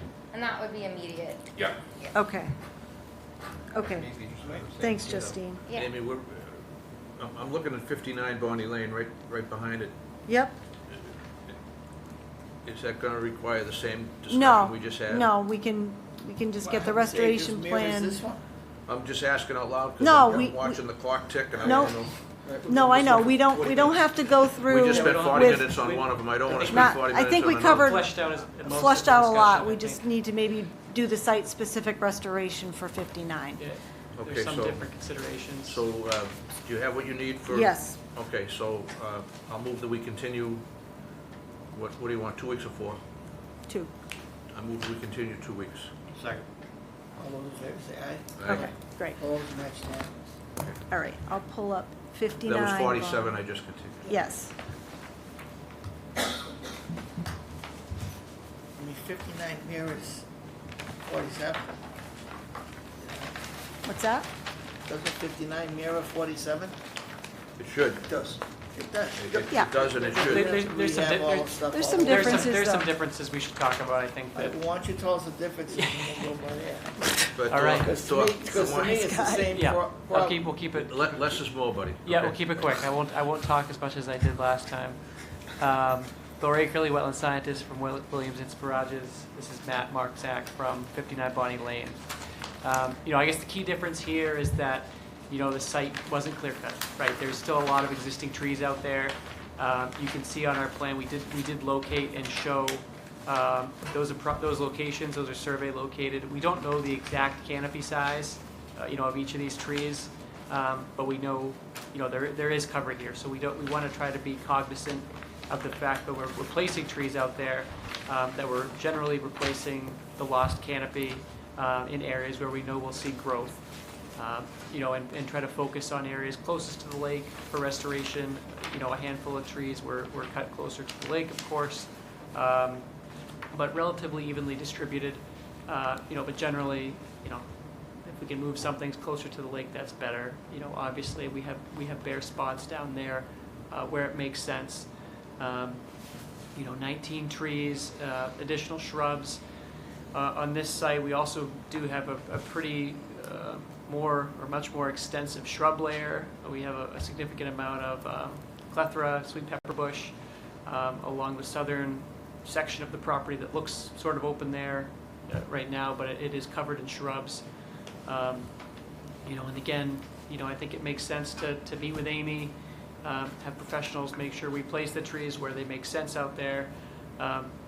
We show a general location here, we show a general number of species, but this likely isn't the exact location, and we did 1-to-1 for this replacement 1 for ratio. 1, Is there room for potentially more? If possibly, but we felt that because there is such a extensive canopy there now, that we didn't want to overdo it and just risk them dying. So that's kind of my spiel on this one. But the ground is not disturbed here. There's not new growth sprouting up, so the trees here will be much easier to monitor.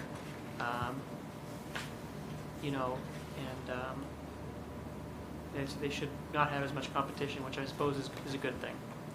Should also add that the dock's been removed as well. I don't know if the commission's aware, but Matt had a professional remove it a week or 2 ago now. Yep. Thank you.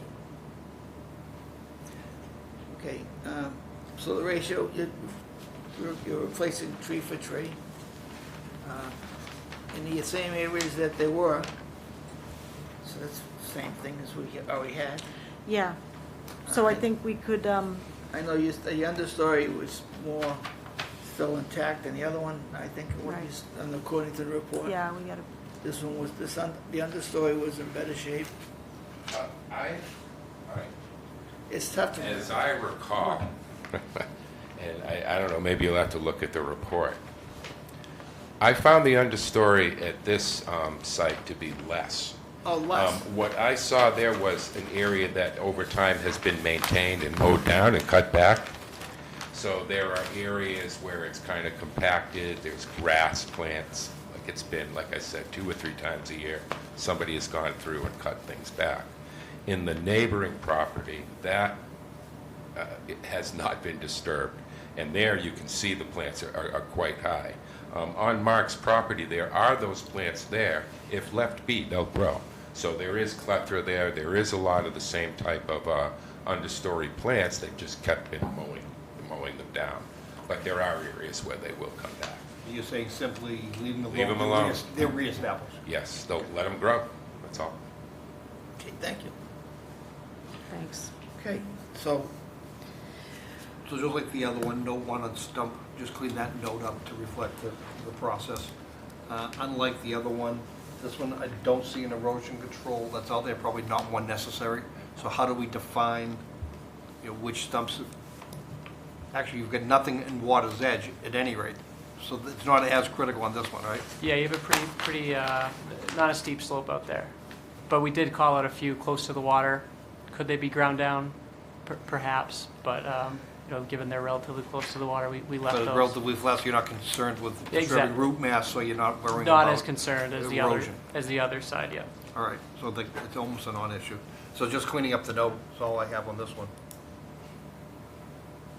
And everything else is ditto. So, do an immediate amendment to allow for stump grinding and prep? I mean, I would have the same opinion for this site as I had for the other one. I would say, I would say authorize site preparations. Mm-hmm. Just like we did for 47. I would, yeah. Same thing, okay. At the give you the same timetable. yeah, And- Yeah. you both the same, you used all the same contractors. Everything should really be the same for Mayor. both parties. And Okay. everybody's happy with the inventory, the tree inventory? Okay. Just one thing for both of these, I noticed on Amy's notes, the arborist calls for 3 years monitoring, engineers calls for 2, maybe we should call for 5.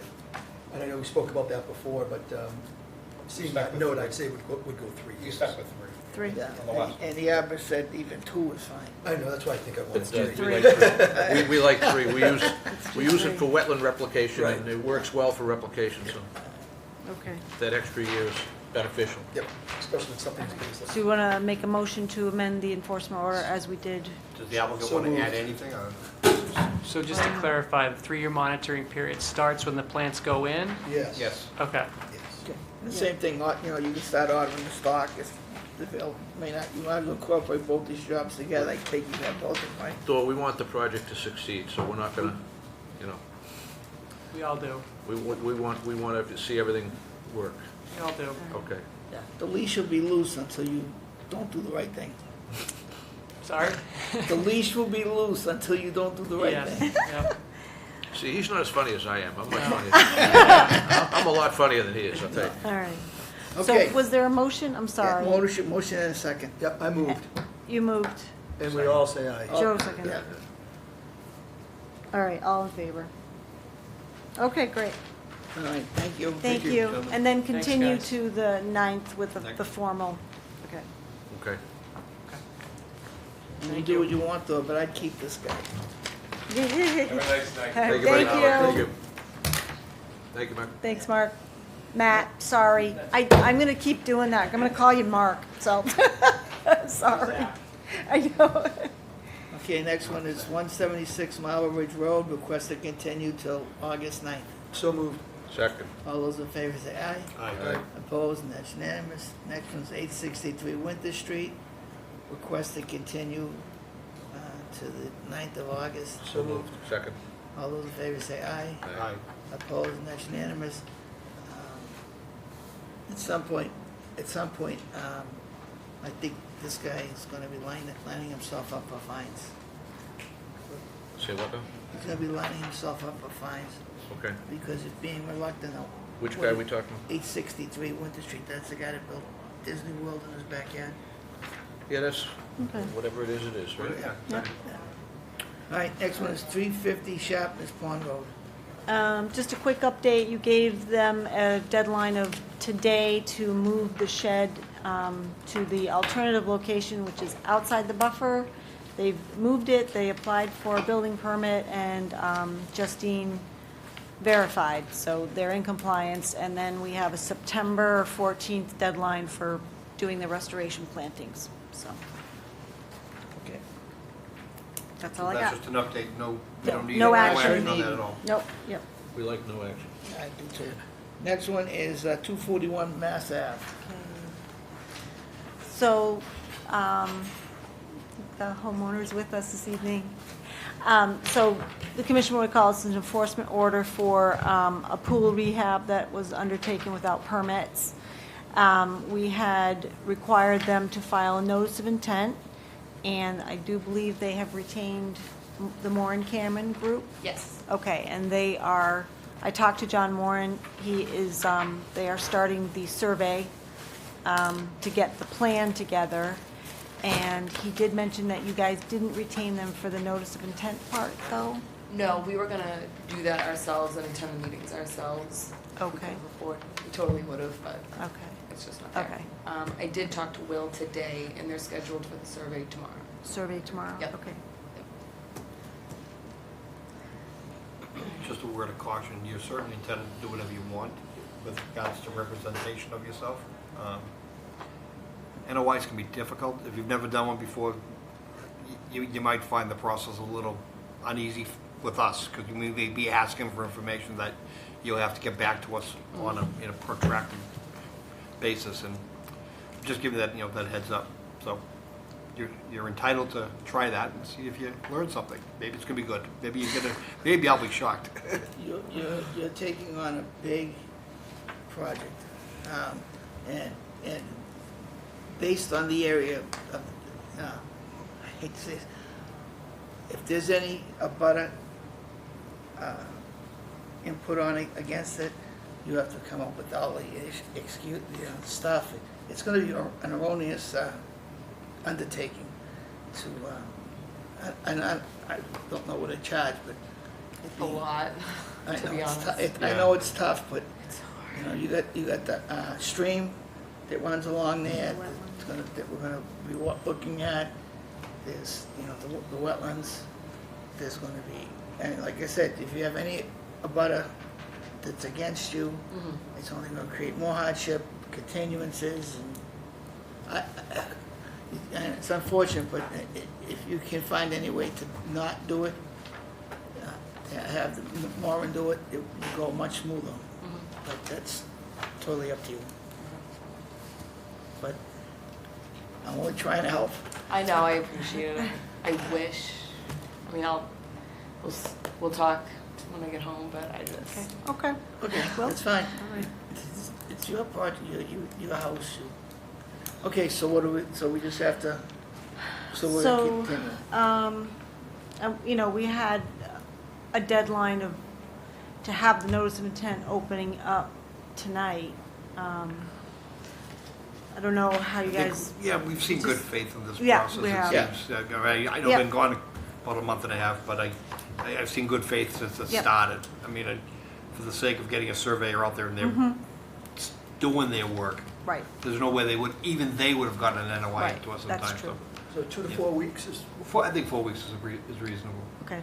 So, and just, And it remains stable, there's no other issues Yeah, out there. no, I'm right. okay with that. yeah, so, So all we'll right. give you a month. If it hasn't washed up by now, it probably won't. Okay, so we got, So moved. So we just keep And it's me second? posted. on the enforcement extension, One of us here. a second on the enforcement extension. It'll be 4 weeks. Yeah, second, I second. All those in favor say Keep me aye. posted on your Opposed? progress. Okay, so we're kind of zeroing in on What's that? 4 weeks, a We month. already did that. for 4 the- weeks, we just for the already did NOI. that. just had a motion extension brought by Joe, Okay, seconded by gotcha. me. All right, To thank you. extend. We're moving All right right. along. We gave him an extension of 4 weeks. Okay, we'll see All right. we'll see you in a month. Okay. Okay. We'll see how educated you get in a month. All right. Thank you. Thank you. Thanks. Have a good night. Good night. All right, next one. Alrighty. 242-628-64 Meadowwood Road. Alrighty. So, Commission will recall discussing this at the last meeting. The homeowner bought the property knowing that he had to get a certificate of compliance.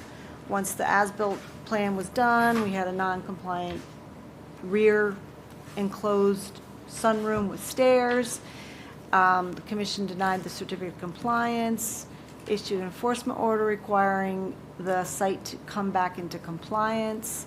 The homeowner retained Attorney Vaughn to review the case, and we had a discussion. He provided a memo. We had a discussion at the last meeting.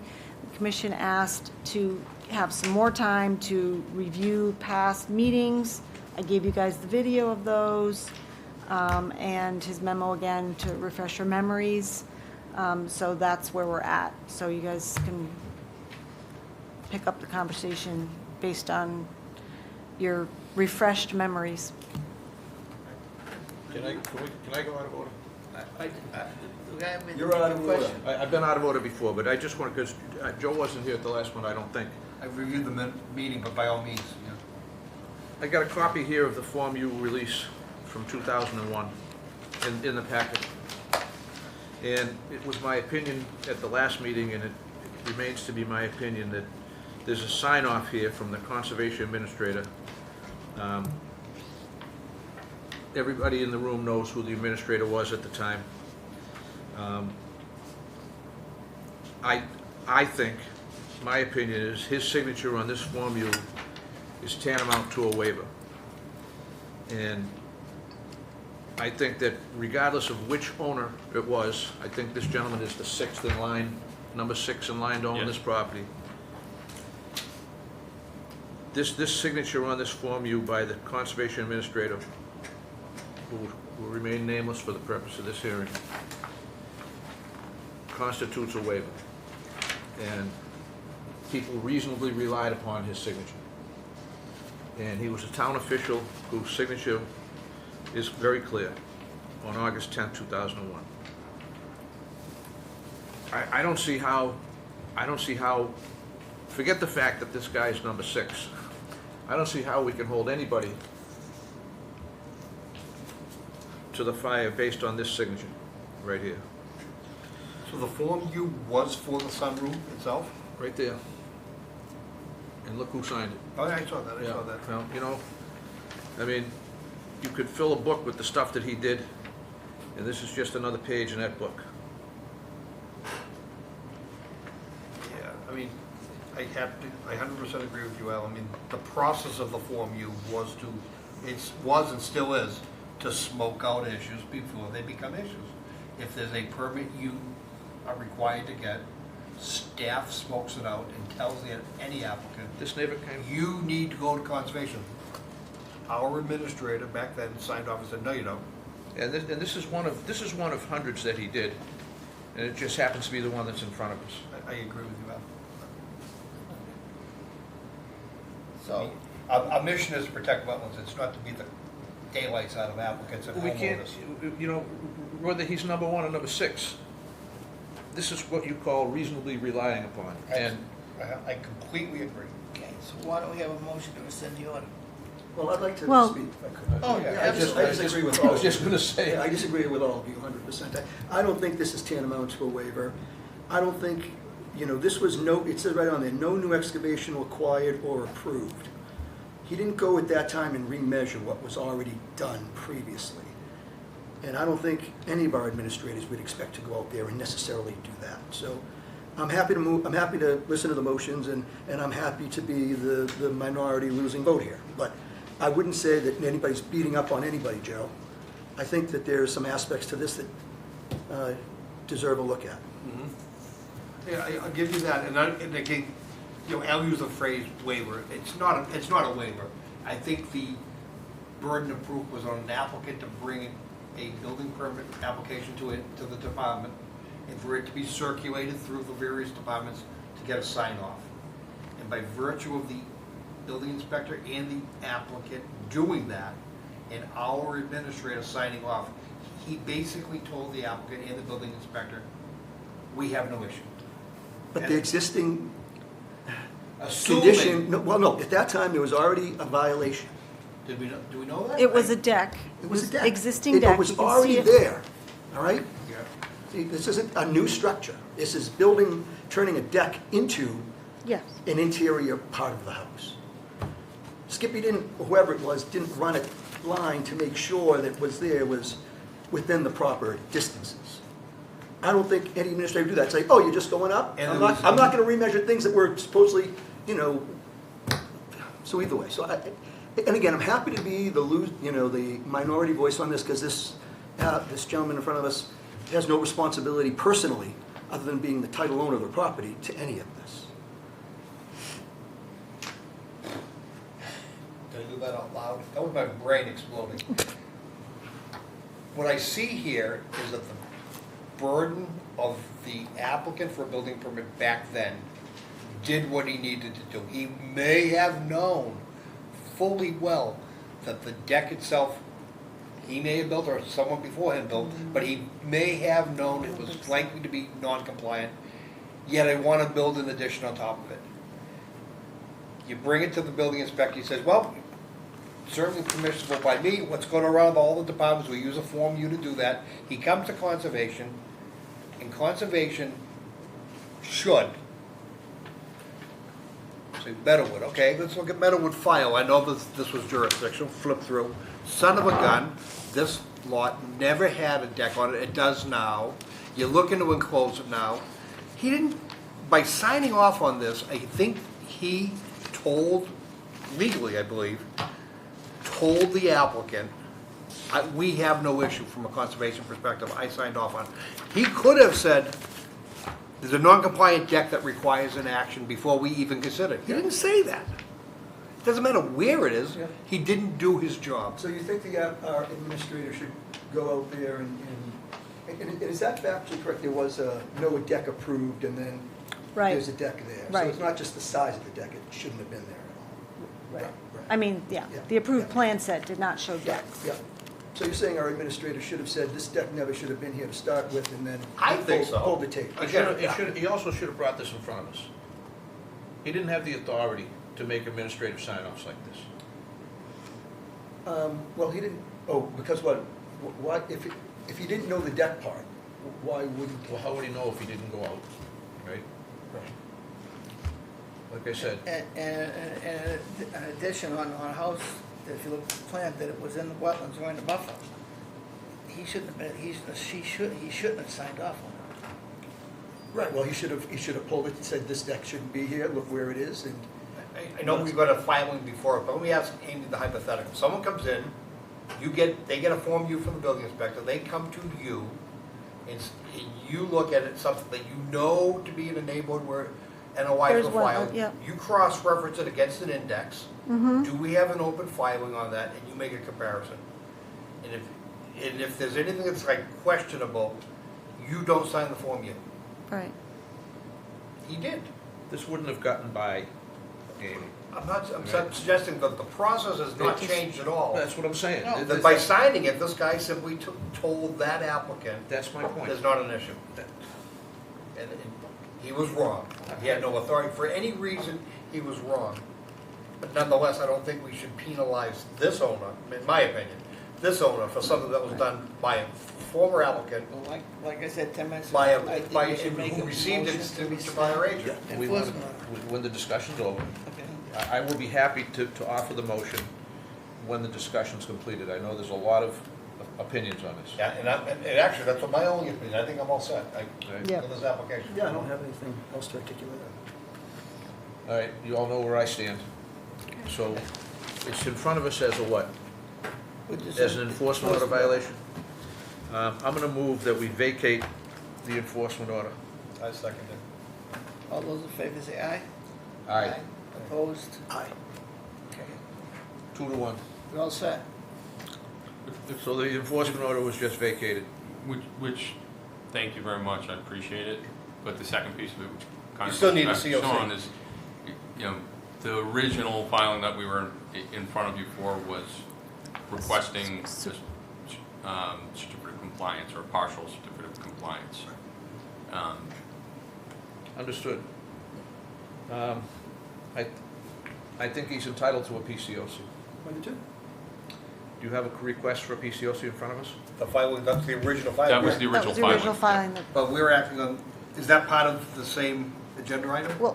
Well, no, it wasn't, So but we'll take that up at the next meeting? if, we can put it on for the, yeah. Can we, it's not on the agenda, we can't vote on it now, right? We should put it on the agenda, so we can put it on the August Is 9th. this, is it pressing for you I to have mean- it now?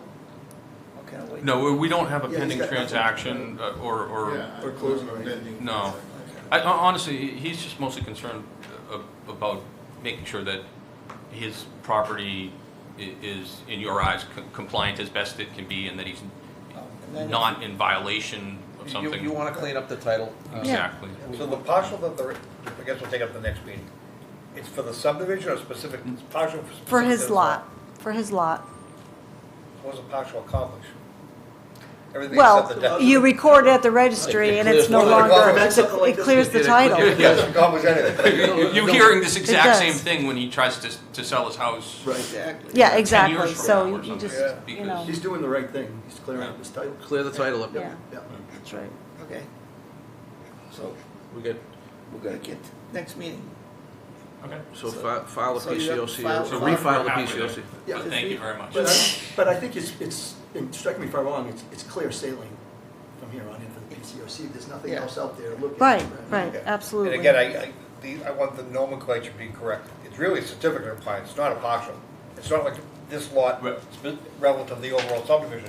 You want a certificate for this lot, this house. It's a partial COC to release this Right. lot from that Oh, order. Because the entire subdivision Yes. came in with houses. Yes, exactly. So the partial does do it. Exactly, yep. Okay. I was Yep. thinking they came in individually. No, they did didn't. not, Okay. no. Okay. All right. So you'll just have to, so the violation's been vacated, so you just have to come back.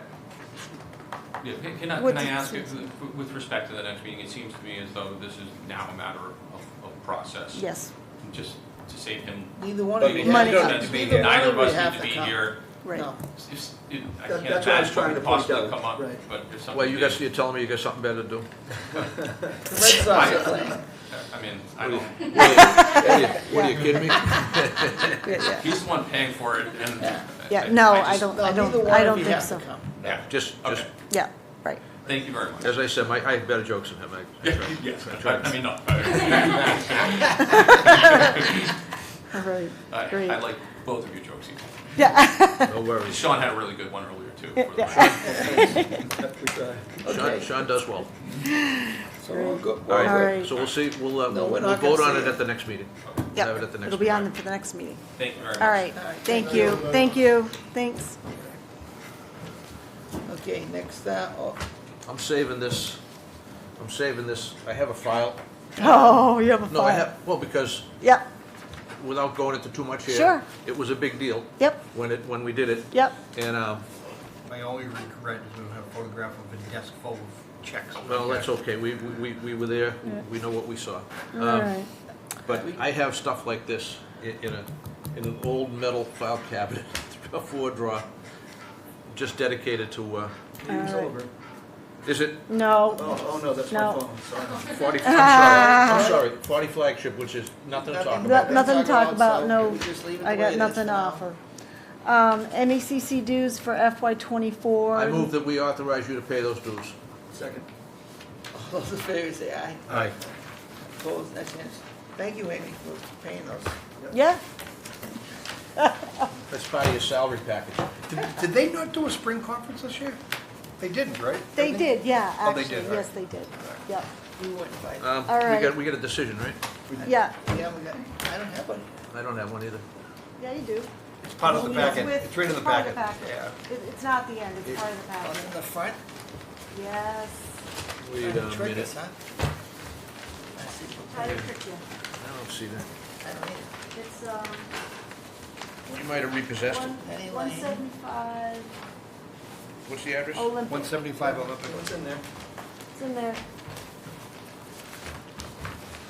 Here it is. Oh, it's- With the applicant. Yeah. 175 Olympic, I got it, Lou. That's not the decision, that's the application. No, I'm sorry. Oh, yeah, she tricked us. They tricked you.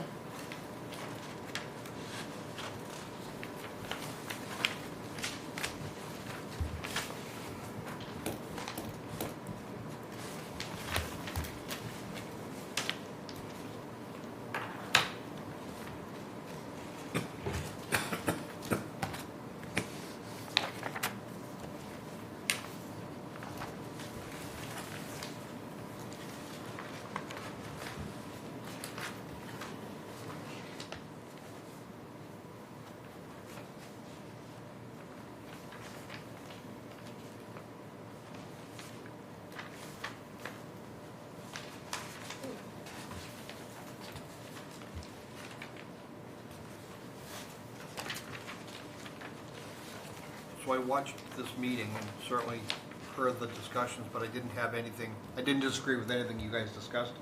But as far as specific conditions getting in, I'll just go along for the ride and certainly vote for it, but I need to make sure you guys got what you want in this.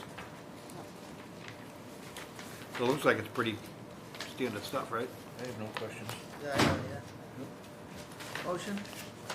Move that we accept the order of condition for 175 Olympic Lane, 242, 1870 as drafted. Second. All those in favor say aye. Aye. Opposed, and that's unanimous. Motion to adjourn? So moved. Second. All those in favor say aye. Aye. Opposed, and that's unanimous.